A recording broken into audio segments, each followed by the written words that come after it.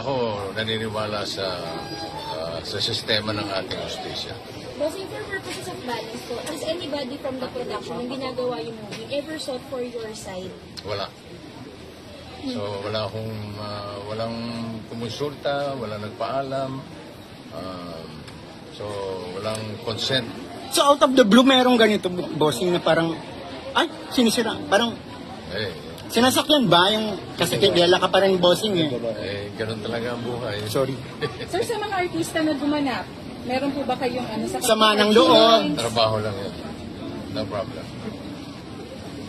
Pero, bossing, gaano kasakit yung sinabing, Wala ba iba magtatanong? ako lang, ni-rape ka ba ni Vic Soto? Gaano kasakit yung bossing?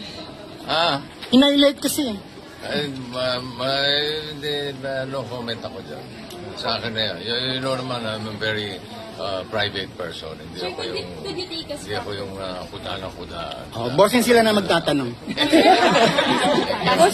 Bossing, could you take us back to that first moment na nabalitaan or napanood mo yung teaser?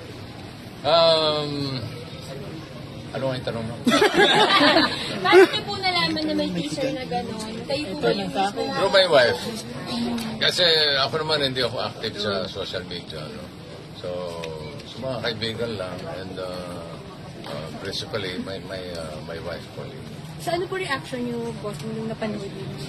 Anong na-feel niyo? Anong Si attorney sasagot. Bossing, nag-expect, beyond the campaign pa, nag-expect po ba kayong apology from Daryl Yap po or anyone from the film po? Sa ngayon, Public apology. ginawa lang namin ng nararapat. Kung ano yung nararamdaman ko. Ito na po yun. Nakalagay na po, nakasulat na po lahat sa papel. Napirmahan ko na.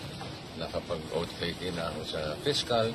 Kung ano man ang mangyayari susunod, yun po ang aabangan natin. Bossing, may damages na pera involved.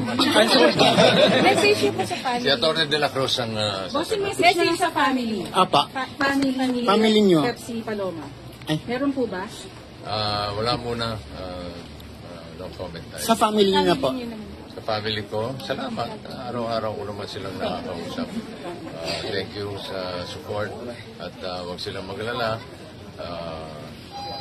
Kaya-kaya ko doon laban natin. Okay. Sir, panawagin niyo na lang for justice. Ano pong gusto niyo maging outcome? Kahinat na nito. Atty. De la Cruz, siya ang may say dyan. Okay. Thank you, boss. Salamat po. Thank you so much.